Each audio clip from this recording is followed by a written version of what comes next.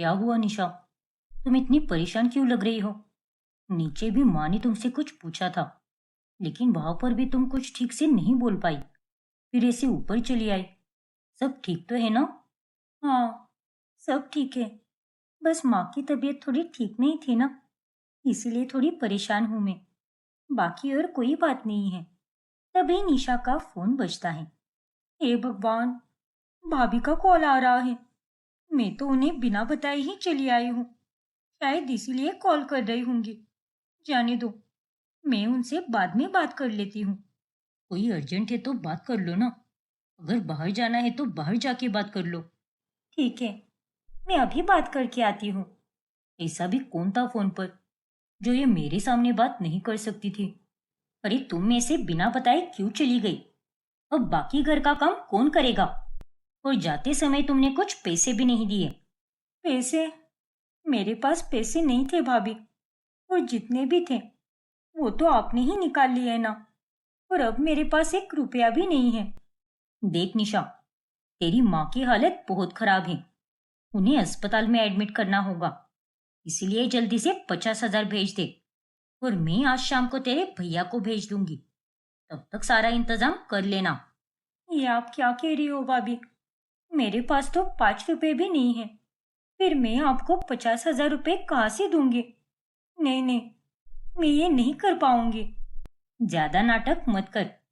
अब तो तू करोड़ों की मालकिन है ना, तो 50,000 देने में तुझे क्या दिक्कत आ रही है? जल्दी से पैसे दे दे हमें, नहीं तो देख लेना कि हम तेरे माँ के साथ क्या करते हैं। समझी कि नहीं? अरे नहीं भाभी, ऐसा कुछ भी मत कीजिए। मैं देखती हूँ। फिर अगली सुबह। अरे क्या हुआ निशा? तुम इतनी चिंता में क्यों हो? कुछ चाहिए क्या तुम्हें? नहीं नहीं, कुछ भी नहीं चाहिए मुझे। अब जाइए अपने काम पर। फिर सुधीर वहां से निकल जाता है और निशा अब सोच में पड़ जाती है। अब मैं क्या करूं? 50,000 कहाँ से लाऊं? घर में तो मेरे पास एक रुपया भी नहीं है, और ये तो मेरी माँ की जिंदगी का सवाल है। पता नहीं मैं क्या करूंगी। शायद माँ जी की तिजोरी में होंगे पैसे। अगर मैं चुपके से निकाल लूंगी तो किसी को कुछ पता भी नहीं चलेगा। तभी वहां पर लता आती है। अरे निशा बहू, मैं अपनी सहेली के घर जा रही हूँ। वहां पर कीर्तन रखा है उसने, तो लौटने में मुझे समय लग सकता है। अगर अर्चना कॉलेज से आ जाए तो उसे नाश्ता दे देना, और ध्यान रखना कि वो खाना खाकर समय पर निकल जाए। उसके एक्स्ट्रा के क्लासेस भी है ना। और ये अर्चना तो ठीक से खाना भी नहीं खाती, इसीलिए उसकी मुझे थोड़ी फिक्र रहती है। जी माँ जी, मैं ध्यान रखूंगी। आप चिंता मत कीजिए। लता मुस्कुराकर वहां से निकल जाती है। अब तो मुझे माँ जी की तिजोरी में से पैसे निकालने ही होंगे, क्योंकि माँ जी भी घर पर नहीं होंगी, तो मैं पैसे आराम से निकाल पाऊंगी। फिर निशा लता के कमरे की ओर जाती है और वो तिजोरी खोलती है। चलो, पैसों का इंतजाम तो हो गया।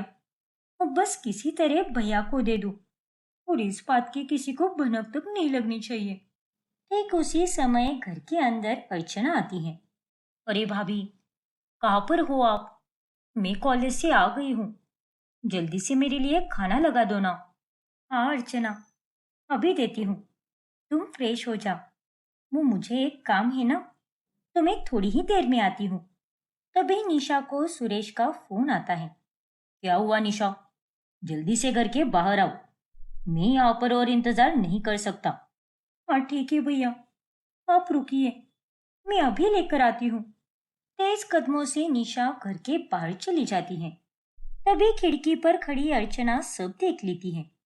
अरे, ये कौन है जिसे भाभी पैसे दे रही है? शायद कोई अजनबी है। मुझे तो ठीक से कुछ दिख भी नहीं रहा, लेकिन भाभी उसे पैसे क्यों दे रही है? अरे कितना वक्त लगाया तुमने? चलो, अब जल्दी से पैसे दे दो। देखिए भैया, मैं आपसे हाथ जोड़कर विनती करती हूँ। माँ को अच्छे से रखना, उन्हें कुछ मत होने देना। मैंने सारा इंतजाम कर लिया है। देखो निशा, अगर तुम इसी तरह टाइम पर पैसे देती रहोगी तो मैं माँ का ध्यान भी अच्छे से ही रखूंगा। तुम्हें उनकी चिंता करने की कोई जरूरत नहीं होगी। वही दूसरी तरफ जब लता तिजोरी खोलती है, तभी, अरे, मैंने तो यहीं पर 50,000 रुपए रखे थे, पर अब मुझे वो क्यों नहीं मिल रहे? मैंने तो सब जगह देख लिया, पता नहीं कहाँ चले गए। और मुझे तो अच्छे से याद है कि मैंने वो पैसे यहीं पर रखे थे। तभी वहां पर अर्चना आती है।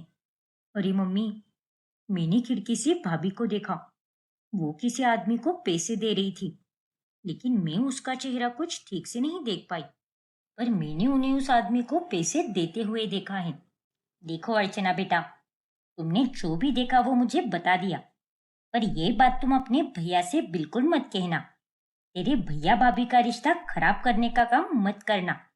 अब तुम्हें भी समझना होगा कि वो इस घर की बहू है, और ऐसी बातें करके इस घर में कलेश पैदा मत करो। ठीक है मम्मी, लेकिन मैंने तो बस जो देखा वही बोला ना। मैं थोड़ी ना अपने मन का कुछ बता रही हूँ। क्या चल रहा है इस घर में? मेरी बेटी तो कभी झूठ नहीं बोलती, और बहू जब से मायके से आई है वो कुछ अलग सी ही लग रही है। मुझे इसका पता लगाना ही होगा। ऐसे ही कुछ दिन बीत जाते हैं। फिर एक दिन, देख सुधीर बेटा, तूने बहू से बात की कि नहीं वो तो मुझे नहीं पता, पर वो जब से मायके से आई है कुछ बदली बदली सी लग रही है। हर वक्त वो खोई खोई रहती है, जैसे कि वो हमसे कुछ छुपा रही है। ठीक है मम्मी, आज रात ही मैं उससे बात करता हूँ, देखता हूँ कि आखिर क्या मामला है। निशा अकेली ही बैठी होती है, और तभी वहां पर सुधीर आता है। अब मैं क्या करूं? पता नहीं माँ की तबीयत कैसी होगी। भैया ने पैसे तो ले लिए मुझसे, पर पता नहीं उनका इलाज कराया कि नहीं। और अगर ये बात माँ जी को पता चल गई कि मैंने उनकी तिजोरी से 50,000 रुपए निकाले हैं, तो ना जाने वो क्या सोचेगी। हे भगवान, ये मैंने क्या कर दिया? कहाँ फंस गई मैं? अरे क्या हुआ निशा, तुम इतनी परेशान क्यों लग रही हो? सब ठीक तो है ना? जी कुछ नहीं, वो बस मेरी तबीयत कुछ ठीक नहीं लग रही थी, इसलिए मन ही नहीं लग रहा। हाँ तो इसमें घबराने की क्या बात है? हम दोनों पति पत्नी हैं, और अगर तुम्हें किसी बात की परेशानी है या फिर कोई दिक्कत है तो तुम मुझसे खुलकर कह सकती हो। मैं तुम्हारी मदद जरूर करूंगा। नहीं नहीं, ऐसी तो कोई बात नहीं है, मैं ठीक हूँ। देखो निशा, आज माँ भी मुझसे कह रही थी कि पिछले कुछ दिनों से तुम कुछ बदली बदली सी लग रही हो। अगर ऐसा कोई राज है तो तुम मुझे बता सकती हो। नहीं नहीं, ऐसी तो कोई बात नहीं है। और अगर माँ जी को ऐसा कुछ लग रहा था तो वह सीधे आकर मुझसे कहती ना। लेकिन मैंने आपसे कुछ भी नहीं छुपाया है, मेरा विश्वास कीजिए। अच्छा ठीक है निशा, अगर तुम्हें नहीं बताना तो मत बताओ, लेकिन जब तुम्हारा मन करे तब तुम मुझसे खुलकर बात कर सकती हो, वो भी बिना डर के। इतना कहकर सुधीर सो जाता है। हे भगवान, ये मैं क्या कर रही हूँ? ये लोग तो कितने अच्छे हैं, और मैं उनके साथ क्या क्या कर रही हूँ? पर मैं और करती भी क्या? मेरी माँ की जान खतरे में थी, और मेरे पास और कोई चारा नहीं था। फिर आधी रात में अचानक से निशा का फोन बजता है। फिर निशा उस फोन को उठाकर जल्दी जल्दी में कमरे के बाहर चली जाती है, और तभी सुधीर की नींद खुल जाती है। इसे तो वापस कॉल आया, और ये फिर एक बार कमरे के बाहर चली गई। आखिर क्या बात है? जरूर कुछ गड़बड़ है।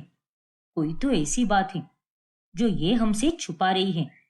देखो निशा, तेरी माँ को अस्पताल ले गए थे हम, पर उसकी एक किडनी डैमेज हो गई है, तो हमें उनका किडनी ट्रांसप्लांट करना होगा, और तुम्हें उसके लिए पूरे 6 लाख रुपए देने होंगे, वो भी कल शाम से पहले।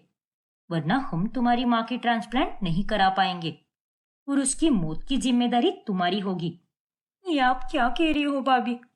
इतने पैसे मैं कहाँ से ला कर दूं?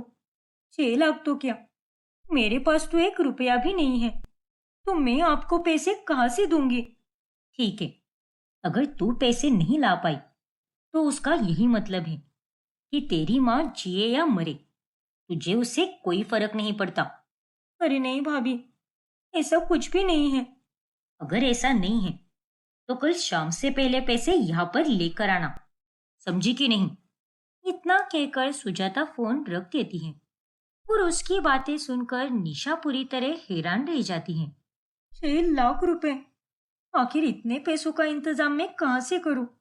माँ जी की तिजोरी में बहुत से पैसे थे, लेकिन अगर मैं इतनी बड़ी रकम निकालूंगी तो सबको मुझ पर शक हो जाएगा। और अगर मैंने पैसे नहीं दिए तो मेरी माँ तो मर ही जाएगी। पता नहीं भाभी मेरे साथ क्या क्या कराएंगे। हे भगवान, ये मैं कहाँ फंस गई हूँ। निशा पूरी रात परेशान रहती है और जैसे ही सुबह होती है वो लता के पास चली जाती है। अच्छा हुआ जो तू आ गई बहू। वैसे आज मैंने सारे नौकरों को छुट्टी दे दी है। एक की तबीयत ठीक नहीं थी और एक की माँ बीमार थी, तो उसे डॉक्टर के पास जाना था। तो एक काम कर, आज तू ही एक अच्छी सी कड़क चाय बना दे। मेरे सर में बहुत दर्द हो रहा है बेटा। जी माँ जी, अभी बना देती हूँ। निशा रसोई में चली जाती है और तभी सुजाता का कॉल आता है। अरे तूने पैसों का इंतजाम किया या नहीं? आज 2 बजे से पहले पैसे जमा करने हैं। जी भाभी, मैं पैसे लाने की पूरी कोशिश करूंगी। पैसे लेकर ही आना, वरना आज तेरी माँ की अंतिम सांस होगी और उसकी जिम्मेदार तू होगी। निशा फोन पर बोलने में व्यस्त होती है और इसी बीच चाय का पतीला जल जाता है। अरे, ये किचन से कैसी बदबू आ रही है? लगता है कुछ चल रहा है। अभी जाकर देखती हूँ। तभी लता रसोई में चली जाती है। अरे तू ये क्या कर रही थी बहू? पूरा पतीला जला दिया तूने। और तेरे हाथ की अंगूठी कहाँ गई, जो मैंने अपनी खानदानी अंगूठी दी थी? दरअसल माँ जी, नहाते समय वो अंगूठी गिर गई थी, इसलिए मैंने उसे अलमारी में रख दिया। बाद में पहन लूंगी मैं। और माफ करना माँ जी, वो मैं फोन पर बात कर रही थी ना, इसलिए चाय पर ध्यान ही नहीं गया और पूरा पतीला जल गया। लेकिन कोई बात नहीं, मैं आपके लिए दूसरी चाय बना देती हूँ। लेकिन बहू, तू ऐसे किससे बात कर रही थी जो तेरा ध्यान भी नहीं रहा कि तुम्हारी चाय जल रही है? एक दोस्त थी माँ जी, उसी से बात कर रही थी। आप बाहर जाकर इंतजार कीजिए ना, और मुझे बस 5 मिनट दीजिए, फिर मैं आपके लिए चाय बना कर लाती हूँ। अर्चना ने जो भी कहा उसमें सच्चाई है। कोई तो बात जरूर है जो बहू हमसे छुपा रही है। आज पूरा दिन उस पर नजर रखनी पड़ेगी। लता वहां से चली जाती है और वो एक कमरे में छिप जाती है। अब मैं भी देखती हूँ बहू कि तू घर में क्या क्या करती है। अरे, मम्मी जी तो कहीं दिखाई भी नहीं दे रही। अगर मैं अभी पैसे निकाल कर दे दूं तो शायद माँ बच जाएगी, और जब तक सब लोग आएंगे तब मैं आकर कह दूंगी कि शायद घर में कोई चोरी हुई है, जिससे किसी को मुझ पर शक भी नहीं होगा कि तिजोरी में से पैसे मैंने ही निकाले हैं। फिर निशा लता के कमरे में जाकर तिजोरी खोलकर 6 लाख रुपए निकालने लगती है और ये करते हुए उसे लता देख लेती है। इसका मतलब मेरी बेटी सच कह रही थी। पहले 50,000 रुपए गायब हो गए और अब तो ये पूरे 6 लाख रुपए निकाले जा रही है। पता नहीं कहाँ लेकर जा रही है ये पैसा, लेकिन मैं इसका पता लगा के ही रहूंगी। फिर लता सुधीर को फोन करती है। अरे कहाँ पर हो सुधीर बेटा? जल्दी से आ जाओ, मुझे घर पर कुछ अर्जेंट काम है। ठीक है मम्मी, बस 5 मिनट में पहुंचता हूँ। फिर कुछ ही देर में वहां पर सुधीर आ जाता है। अरे क्या हुआ मम्मी, आपने मुझे इतनी जल्दी क्यों बुलाया? अब मैं तुझे क्या बताऊं बेटा, बहू अभी अभी 6 लाख रुपए निकाल कर गई है, तो हमें उसका पीछा करना चाहिए। क्या? 6 लाख रुपए? तो फिर आपने उसको रोका क्यों नहीं? नहीं बेटा, आज मुझे पूरी सच्चाई जाननी है कि आखिर उसके दिमाग में क्या चल रहा है। ठीक है माँ, चलो। फिर वो दोनों निशा का पीछा करते करते निशा के घर तक पहुंच जाते हैं। और ये क्या भाभी, माँ तो यहाँ खाट पर सोई हुई है, तो आप लोगों ने मुझसे झूठ क्यों बोला कि माँ अस्पताल में है? आपने मुझसे 50,000 रुपए मंगवाए और अब तो ये 6 लाख रुपए मंगवाए। आखिर आप मुझे इतना बड़ा धोखा कैसे दे सकते हैं? अरे अब तो तू मालकिन बन गई है ना, वो भी करोड़ों की मालकिन, तो हमें भी ऐश करनी होगी ना। और मैं तो अब खुद के लिए एक डायमंड सेट बनवाऊंगी और मुझे तेरी माँ से कोई फर्क नहीं पड़ता। अरे इन पैसों में तो हम एक अच्छा सा घर लेंगे तूने तो हमारी किस्मत बदल दी। भगवान के लिए ऐसा मत कीजिए भाभी। अगर मेरे ससुराल वालों को पता चल गया कि वो पैसे मैंने निकाले हैं तो वो लोग तो मुझ पर बहुत अत्याचार करेंगे। मैं आप लोगों से हाथ जोड़कर विनती करती हूँ कि ये पैसे मुझे वापस लौटा दीजिए। अच्छा, तो बहू ये सारे पैसे अपने भाई और भाभी को दे रही थी। पहले तो वो 50,000 रुपए और अब ये 6 लाख रुपए। अरे हमें तो पता भी नहीं था कि इसके भाई भाभी इस पर इतना टॉर्चर करते हैं। देखिए भाभी, वो 50,000 रुपए है वो आप अपने पास रख सकती हो, पर ये 6 लाख रुपए मुझे वापस ले जाने दो। मैं आपको ये पैसे नहीं दे सकती। अरे चुप हो जा। अब ये पैसे तेरे नहीं हैं, मेरे हो गए हैं। तो फिर कम से कम मेरी वह दादी सास वाली अंगूठी तो वापस लौटा दीजिए। माँ जी ने कल ही मुझे उस अंगूठी के बारे में पूछा और मैंने उनसे झूठ कह दिया कि मैंने वो अंगूठी अलमारी में रख दी है। अरे चुप हो जा, तेरी जबान तो कुछ ज्यादा ही तेज चलने लगी है। रुक जा, अभी तुझे सबक सिखाती हूँ मैं। फिर सुजाता निशा को धक्का मारती है। अरे जल्ला दो, भगवान के लिए मेरी बेटी को छोड़ दो। कब तक तुम मेरी बेटी के साथ ऐसे करते रहोगे? जब से तुम दोनों इस घर में आई हो तब से उसे तकलीफ देते आ रही हो, पर अब बहुत हुआ। अरे क्या क्या कराओगी मेरी बेटी से? कितनी बार चोरी करवाओगे? अगर ऐसे ही चलता रहा तो इसके ससुराल वाले उसे घर से बाहर निकाल देंगे। चुप कीजिए माँ जी, हमें आपकी बकवास नहीं सुननी। हमें तो बस पैसों से मतलब है और इसीलिए हमने उसकी शादी एक बूढ़े और विकलांग आदमी से कराई है, ताकि वो हमारा कुछ भी बिगाड़ ना पाए और हम यहाँ पर आराम से रह सके। तभी वहां पर सुधीर और लता आती हैं। तुम्हारी हिम्मत कैसी हुई मेरी बहू के साथ ऐसा करने की? उसे ऐसे धक्का देते हुए तुम्हें शर्म नहीं आती क्या? अरे तुम लोगों ने आज तक जो भी किया बहुत गलत किया है। उसे पैसे चुराने के लिए मजबूर किया तुम लोगों ने, लेकिन मैं अब ये बर्दाश्त बिल्कुल नहीं करूंगा और तुम सबको तो मैं जेल में भिजवाऊंगा। मुझे माफ कर दीजिए माँ जी, मैंने अपने ही घर में चोरी की, लेकिन मैं और क्या करती, मुझे मजबूर किया गया था।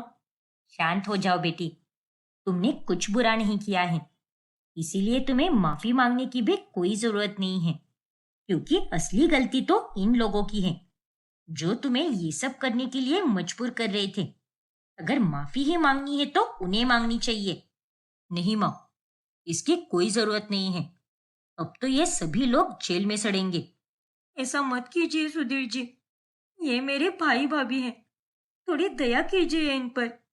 हमें माफ कर दीजिए, हम अपने किए पर बहुत शर्मिंदा हैं। वैसे ये माफी तो बनती ही है, और थोड़ी शर्म कर लो। तुमने हमारी बहू को इतना टॉर्चर किया, फिर भी ये तुम लोगों को जेल नहीं भिजवाना चाहती। आपका बहुत बहुत धन्यवाद बहन जी। आपने मेरी बेटी को अपनी बेटी समझा और उस पर आपने दया दिखाई।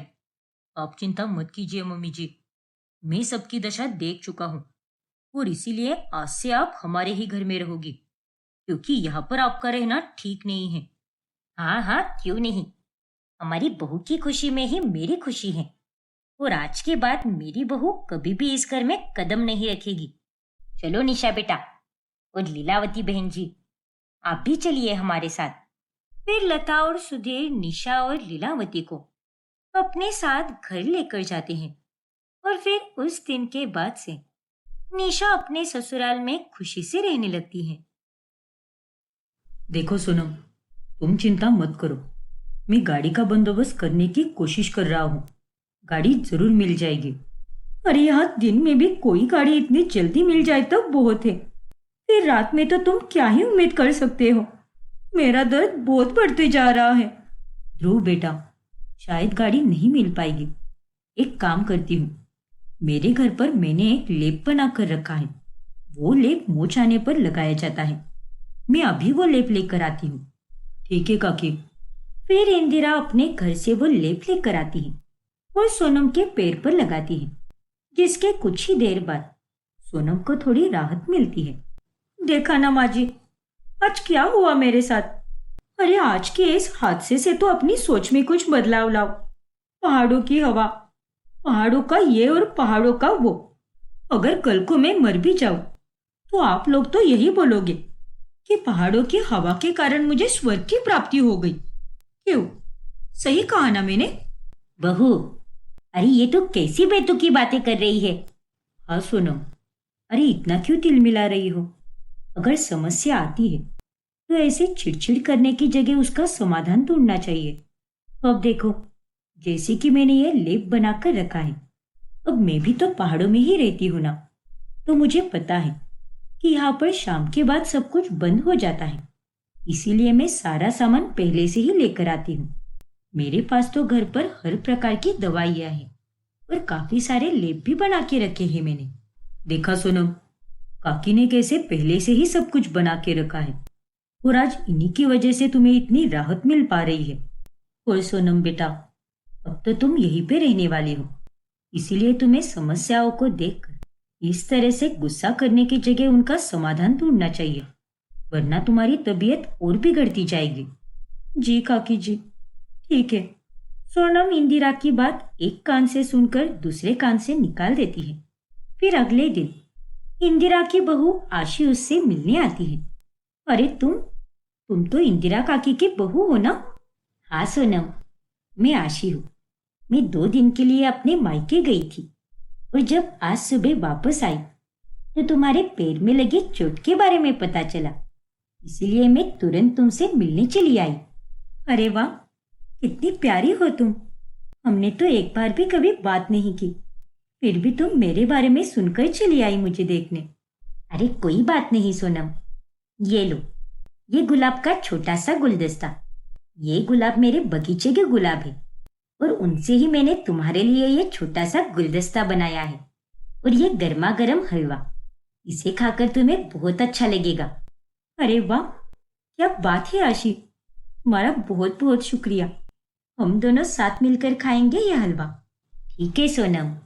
फिर आशी और सोनम दोनों साथ बैठकर हलवा खाती हैं और एक दूसरे से ढेरों बातें करती हैं। अच्छा, तो तुमने इंटीरियर डिजाइनिंग की पढ़ाई की है?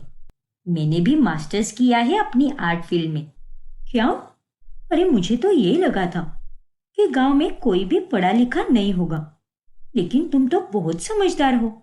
देखो सोनम, जरूरी नहीं कि हमें जैसा लगता है सब कुछ वैसा ही हो। यहाँ पहाड़ों में हर जगह कहीं पर भी तुम्हें मेरे जैसे ही लोग मिलेंगे। पहाड़ गांव जरूर है, लेकिन प्रगति तो यहाँ पर भी होती आ रही है। हाँ आशी, मैं समझ गई।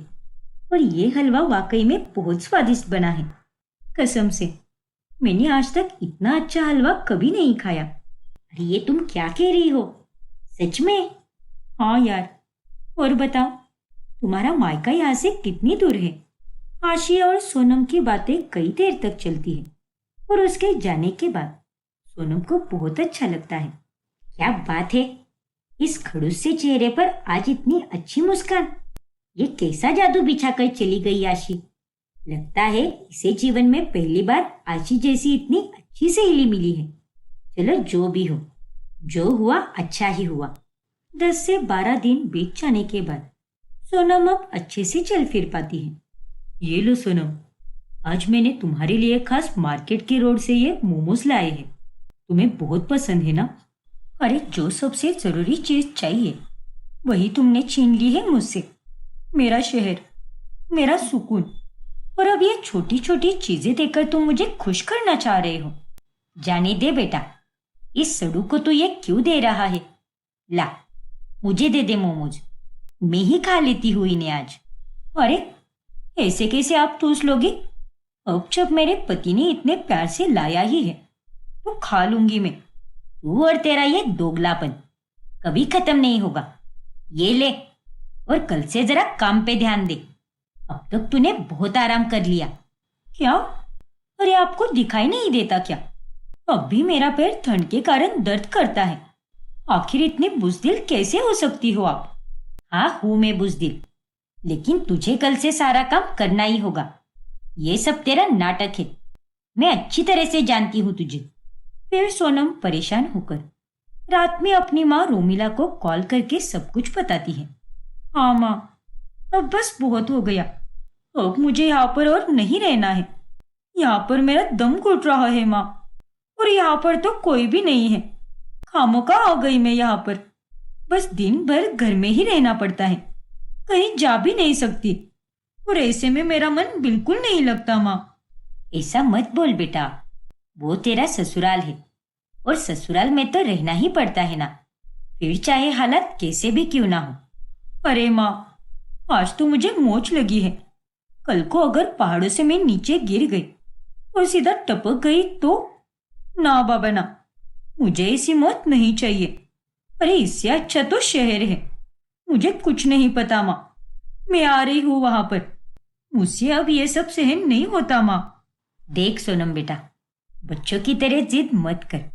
एक बार मैंने कह दिया ना कि तू नहीं आ सकती तो नहीं आ सकती। कुछ दिनों का तो समझ में आ जाता है, लेकिन हमेशा के लिए हम तुझे यहाँ पर नहीं रख सकते। हमें अपनी नाक नहीं कटवानी। लेकिन माँ, बस अब इस बात पर और बहस मुझे नहीं चाहिए। तेरा ससुराल चाहे पहाड़ों में हो या जंगल में हो, तुझे कैसे भी करके वही रहना होगा।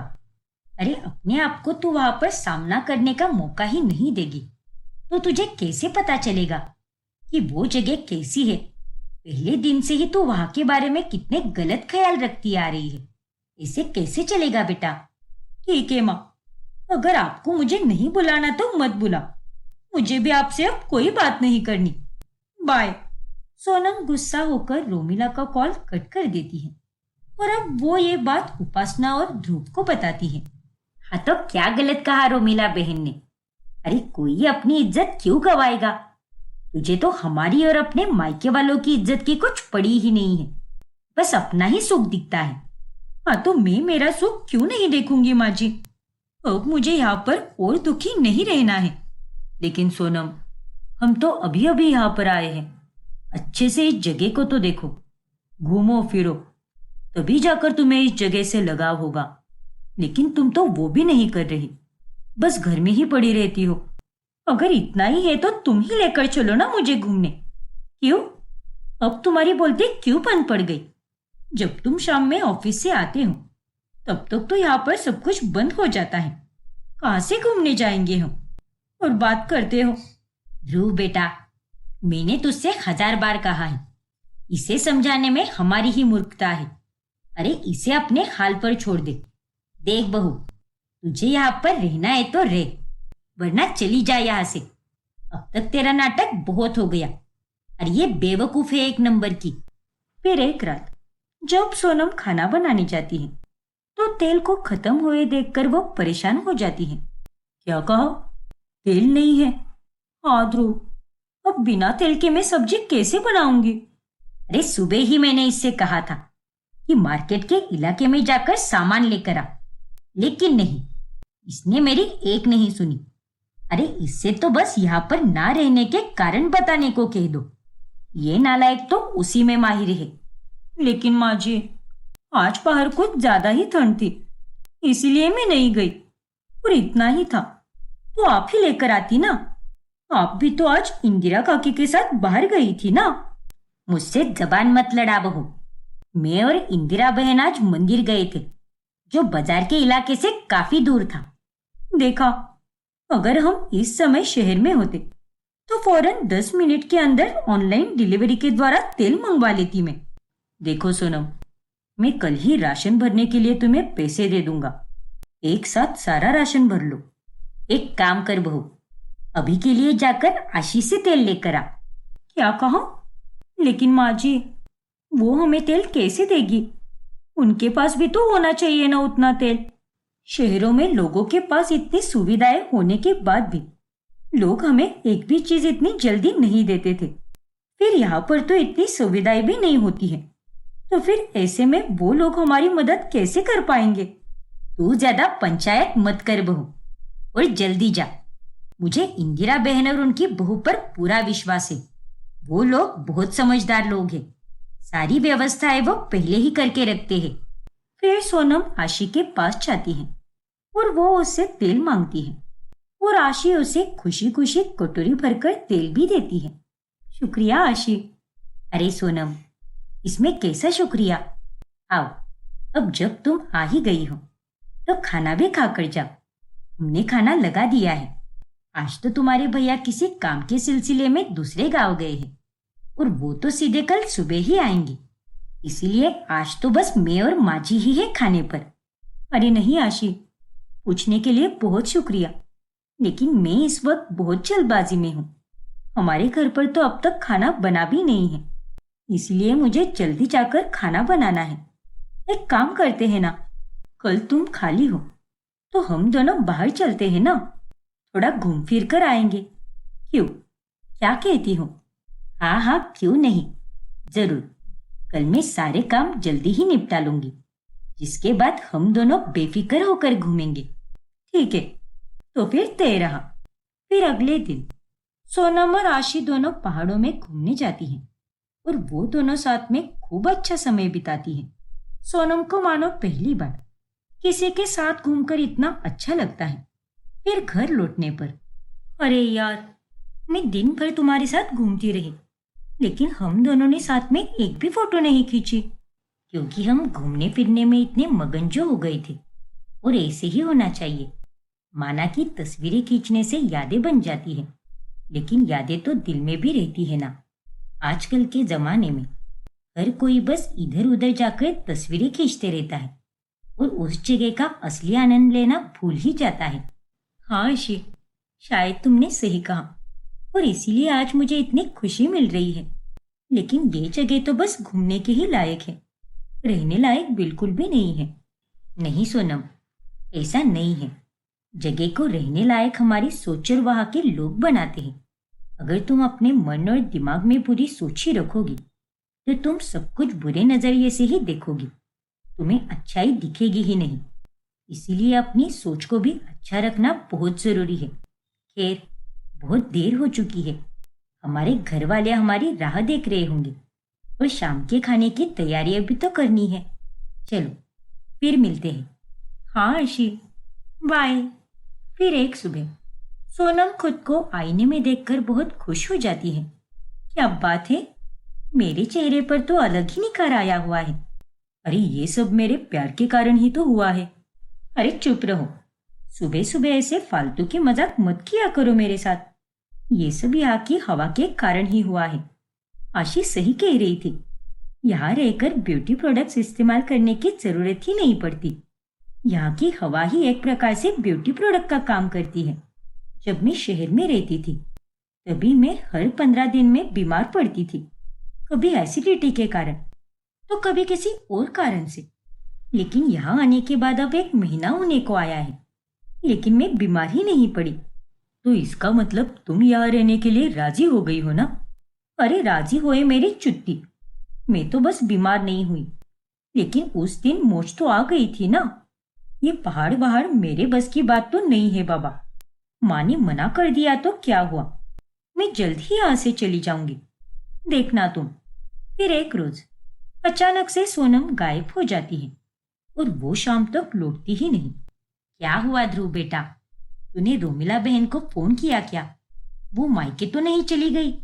अरे नहीं माँ, मम्मी जी ने कहा कि उन्हें सोनम का कॉल ही नहीं आया, और आज पहाड़ों में मौसम खराब होने के कारण शहर जाने वाली सारी बसेस और बाकी की गाड़ियां बंद है। तो आखिर ये सोनम कहाँ जा सकती है? सोनम को लेकर सब बहुत परेशान हो जाते हैं। अगर सोनम को आना होता तो वह अब तक आ जाती। मुझे तो कुछ और ही लग रहा है माँ, मेरा दिल भी नहीं मान रहा। इंदिरा काकी, यहाँ का पुलिस स्टेशन कहाँ पर है? प्लीज आपके बेटे नित्यम को बोलिए ना कि वो मेरे साथ चले। ठीक है ध्रुव बेटा, मैं अभी नित्यम को बुला कर लाती हूँ। वो आशी के साथ दिन भर बाहर गया था, शायद अब तक वो आ चुका होगा। फिर इंदिरा अपने बेटे को बुलाने जा ही रही होती है कि उतने में वहां पर सोनम आ जाती है और उसे देखकर सभी लोग एकदम हैरान रह जाते हैं। सोनम, अरे कहाँ चली गई थी तुम? हम सब तुम्हारे लिए कितने परेशान हो गए थे। भगवान का लाख लाख शुक्र है कि ये आ गई। अरे बाबा, शाम में मुझे कुछ चटपटा खाने का बहुत मन कर रहा था, इसलिए मैं बाजार के इलाके में चली गई थी और वहां पर घूमते घूमते कब अंधेरा हो गया पता ही नहीं चला। और फिर घर लौटते समय मुझे कोई सवारी भी नहीं मिल रही थी। बड़ी मुश्किल से एक भले ट्रक वाले अंकल ने मुझे यहाँ पास के मंदिर तक छोड़ा और मैं यहाँ तक पैदल चली आई। ये तुम क्या करती रहती हो सोनम? अगर तुम इस जगह पर नहीं हो तो तुम्हें अकेले बिल्कुल नहीं जाना चाहिए। भगवान ना करे, लेकिन अगर तुम्हारे साथ कुछ कम ज्यादा हो जाता तो क्या करते हम? हाँ, तो इसीलिए मैं शहर जाना चाहती हूँ। यहाँ डर दबाव में रहने से अच्छा शहर में रहना है। वहां मैं रात में 12 बजे ही क्यों ना निकलूं, लेकिन तब भी सड़क पर बहुत लोग रहते हैं, गाड़ियां रहती हैं और वहां पर मुझे अकेला बिल्कुल महसूस नहीं होता। अरे सोनम बेटा, कभी तो हमारी बात मान लिया करो। हर बात का गलत मतलब निकालना जरूरी है क्या? हर बार बस तुम शहर जाने की ही रट लगाती रहती हो। माफ कीजिए काकी, लेकिन आपके पहाड़ आपको ही मुबारक हो। एक नंबर की बदतमीज और बददिमाग लड़की है ये। इसे तो कुछ कहना ही बेकार है। फिर सोनम किसी से कुछ बात किए बगैर ही अपने कमरे में जाकर सो जाती है। फिर अगले दिन वो देखती है कि आशी अपने घर के बाहर खेती कर रही है। अरे वाह आशी, ये सब देखने में ही कितना मजा आ रहा है। मुझे भी करना है ये। फिर सोनम आशी के साथ उसकी थोड़ी बहुत कामों में मदद करती है। वाह यार आशी, मुझसे कुछ खास तो नहीं हुआ, लेकिन बहुत मजा आया। जिंदगी में पहली बार ऐसा लगा जब मैंने कोई काम किया है और मुझे उससे इतनी खुशी मिली है। बहुत खूब सोनम। वैसे ये सारे सेब हम हिमाचल के बाकी गांव में भेजते हैं बिक्री करने के लिए। खेती करने की बात ही कुछ और होती है। वाकई में आशी, आज तो मैं मान गई। दिन ब दिन आशी और सोनम की दोस्ती बहुत गहरी होने लगती है। वो दोनों अब ज्यादातर समय साथ ही गुजारा करती हैं। ऐसे ही एक रोज, हे भगवान, मेरे पैर तो आज गए काम से। क्या हुआ है माँ जी? अरे तू तो बस पूछती रहे। ऐसा नहीं कि तेल की शीशी लेकर आए और अपनी सास के पैरों की मालिश करे। ठंड के मारे मेरी हड्डियां दर्द कर रही है। आप तो बड़ी अजीब हो माँ जी। आपको ही तो ज्यादा उत्सुकता थी ना यहाँ आने की। शायद अब आपको समझ आ रहा है कि पहाड़ों में रहना कैसा होता है। अरे निकम्मी लड़की, मुझे मत सिखा। मैं तो पहले भी पहाड़ों में रह चुकी हूँ और अब तो मेरी उम्र भी हो चली है। और साथ ही यहाँ का वातावरण ही ऐसा है कि ये सब तो आम बात है। लेकिन इसका मतलब ये बिल्कुल नहीं है कि मैं ऐसी बात का रोना रोती रहूं। मैं खुद से ही अपनी मालिश कर लूंगी और कल सुबह फिर चलने जाऊंगी। देखना तू। हाँ हाँ जाओ, मुझे क्या है। फिर एक दिन जब सोनम अपनी सहेलियों की सोशल मीडिया पर शहर में मजे करते हुए फोटोज देखती है तो उसकी जान बहुत चलने लगती है। और तभी उसका जन्मदिन भी आता है। सोनम, आज मैंने हाफ डे लिया है। आज मैं, तुम और माँ, हम तीनों बाहर खाना खाने जाएंगे, धर्मशाला के सबसे अच्छे रेस्टोरेंट में, जहाँ से पूरा हिमाचल दिखाई देता है। देखना, तुम्हें वहां पर बहुत मजा आएगा। ना बाबा ना, इतनी ठंड में मैं रात में कहीं नहीं निकलने वाली। और क्या मजा आएगा वहां पर? जिनके साथ मजा करना है वो लोग तो शहर में ही हैं। और बस अगर केक कट करके खाना ही है तो वो तो हम घर पर भी कर सकते हैं ना। लेकिन सोनम, अगर तुम बाहर जाकर हमारे साथ वक्त बिताओगी ही नहीं तो तुम्हें मजा कैसे आएगा? तुम्हें भी तो ये सब अनुभव लेना चाहिए ना। नहीं ध्रुव, मुझे ऐसा कोई भी अनुभव वगैरह नहीं लेना है। तुम चाहो तो माँ जी के साथ चले जाओ, लेकिन मैं बाहर कहीं भी नहीं आने वाली। फिर सोनम उदास होकर आशी के पास चली जाती है। देखना आशी, मुझे तो किसी ने भी कॉल नहीं किया, सिर्फ मैसेज ही किया है। हर साल मैं अपने जन्मदिन के मौके पर ढेर सारे लोगों के साथ रहती हूँ, दिन भर सहेलियों के साथ और रात में परिवार के साथ। लेकिन इस बार यहाँ पहाड़ों में ऐसा मजा ही नहीं आ रहा। मेरा जन्मदिन तो एकदम फीका फीका सा लग रहा है। ओफ ओ सोनम, क्या तुम भी? अरे जिंदगी में इतनी छोटी छोटी बातों को लेकर ऐसे उदास होती रहोगी तो कैसे चलेगा? अच्छा ठीक है, चलो, तुम्हें बाहर ही जाना है ना, तो मैं तुम्हारे साथ बाहर चलती हूँ, एक ऐसी जगह पर जहां पर जाकर तुम्हारा मूड एकदम ठीक हो जाएगा। नहीं यार आशी, मैं कहीं भी नहीं जाना चाहती, इसलिए मैंने ध्रुव को भी मना कर दिया है। देखो सोनम, तुम्हें हमारी दोस्ती का वास्ता, चलो 5 मिनट में तैयार हो जाओ, हम निकल रहे हैं। फिर राशि सोनम के साथ पहाड़ों में बसे हुए एक सुंदर से अनाथ आश्रम में आती है, जहाँ पर राशि अपनी तरफ से सारे बच्चों को तोहफे देती है और उनके साथ काफी देर तक समय बिताने के बाद सोनम को भी बहुत अच्छा महसूस होता है।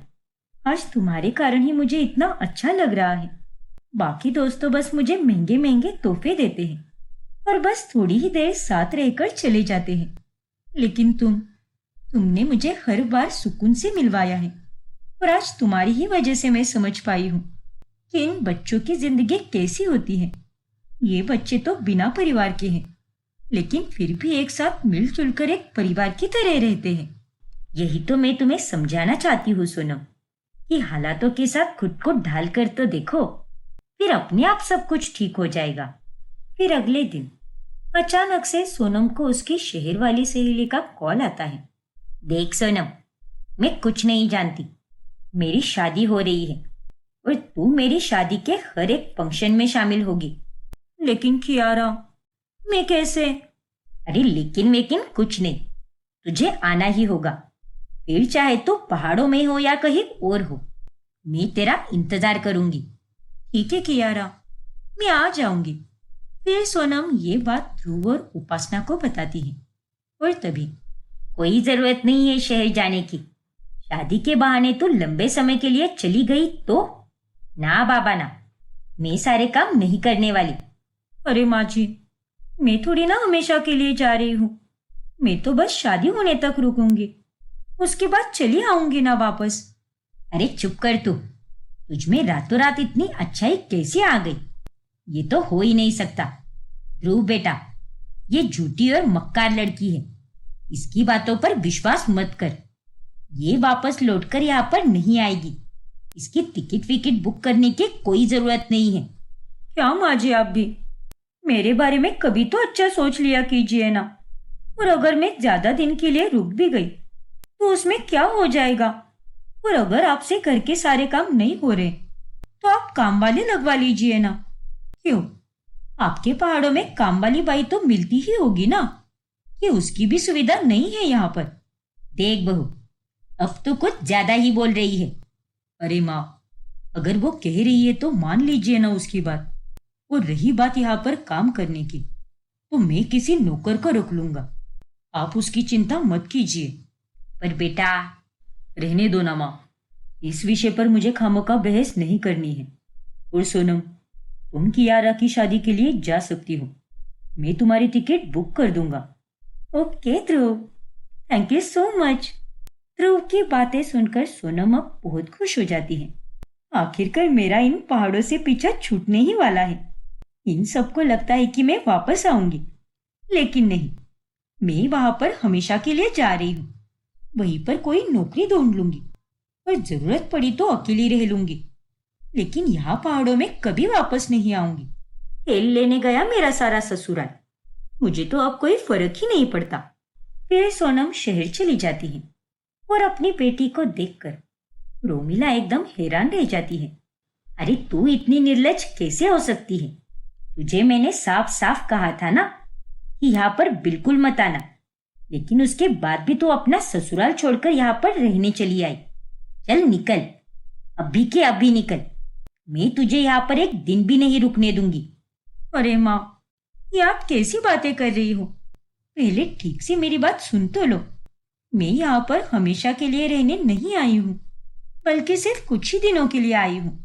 वो मेरी सहेली कियारा की शादी है ना, इसलिए आई हूँ मैं यहाँ पर। क्या? हाँ माँ, मैं अब समझ चुकी हूँ कि मुझे किसी भी हाल में अपने ससुराल में ही रहना पड़ेगा, इसीलिए मैं उस बात की शिकायत नहीं कर रही हूँ। तो फिर ठीक है, आजा अंदर। अब सोनम अपने मायके में आकर बहुत आराम करती है। फिर शादी में जाने पर वहां का माहौल देखकर उसे बिल्कुल अच्छा नहीं लगता। हाय सोनम, कैसी है तू? ठीक हो दीक्षा, तू बता? सब ठीक। आना, एक सेल्फी ले ले मेरे साथ। हाँ हाँ, क्यों नहीं। ओए सोनम, कितने दिनों बाद देखा मैंने तुझे। तो गाइज, ये रही मेरी बहुत पुरानी सहेली सोनम, जो अब शहर से पहाड़ों में जा चुकी है और ये हम सबके सपने जी रही है। से हेलो यार। Hello guys. वो सहेली बस एक हेलो करके वहां से चली जाती है। मेरा तो यहाँ पर दम घुटने लगा है। ऐसा नहीं कि आप बैठकर कोई अच्छे से बात करें। ये सब तो बस हेलो करके फोटो लेते हैं और निकल जाते हैं।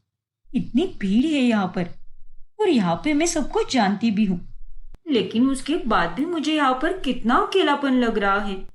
फिर एक दिन, ये देखो माँ, कल कियारा के रिसेप्शन में मैं ये वाला ड्रेस पहनना चाहती हूँ। अच्छा तो है ना? हाँ बेटा, ये ड्रेस तुझ पर बहुत मस्त लगेगा। वहां पहाड़ों में तो बस स्वेटर और शॉल में ही रहती थी, लेकिन यहाँ पर आकर अब मैं अपने सारे पसंदीदा कपड़े पहन पा रही हूँ।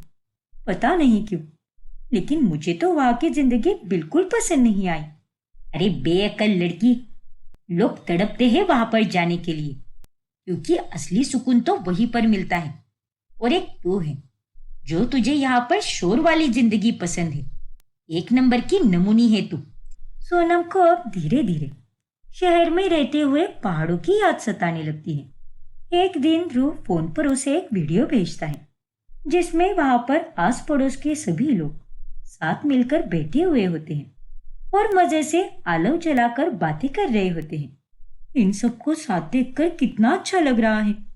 ये सब अड़ोसी पड़ोसी होकर भी एक परिवार की तरह साथ बैठे हैं।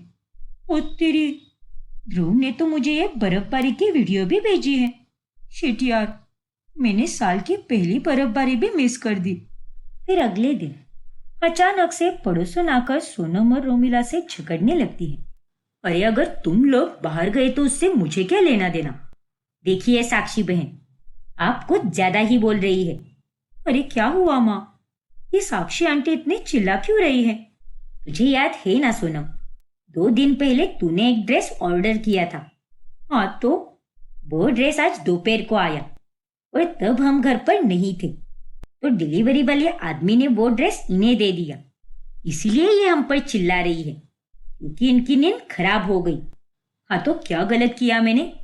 अगर आप लोगों को पता है कि आज आपका ऑर्डर कभी भी आ सकता है, तो आप लोगों को घर पर रुकना चाहिए ना।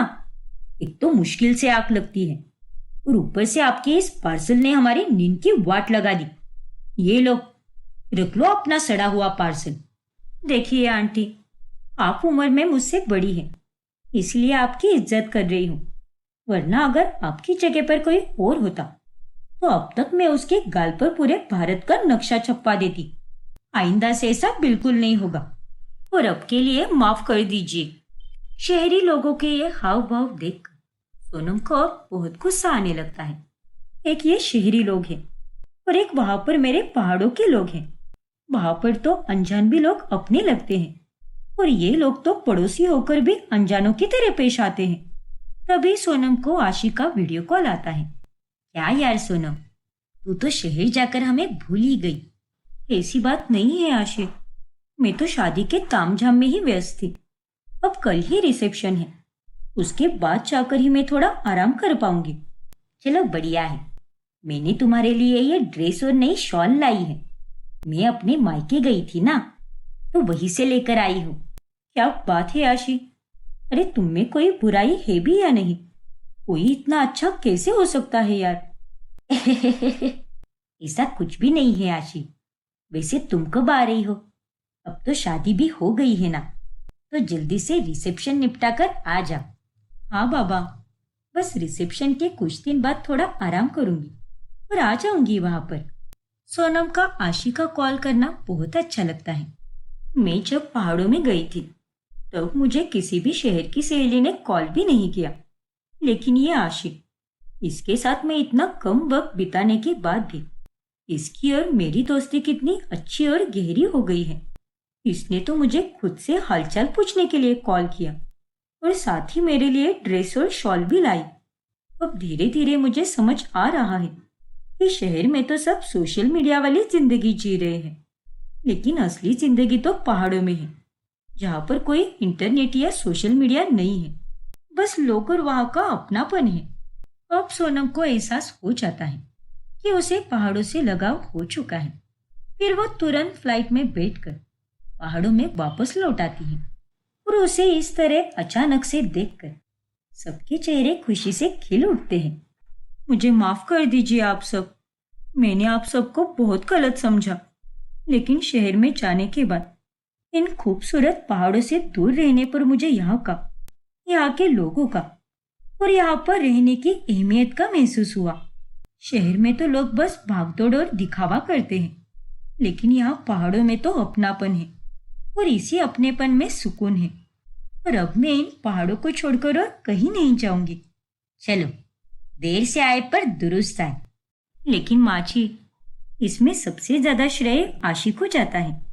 अगर ये मुझे नहीं मिलती तो ना जाने क्या हो जाता, क्योंकि असली लगाव तो मुझे तुम्हारे कारण ही हुआ है और ये बात मुझे शहर जाकर पता चली। थैंक यू सो मच आशी। और इस तरह से अंत में सोनम अपने पहाड़ों में बसे हुए ससुराल में खुशी से रहने लगती है।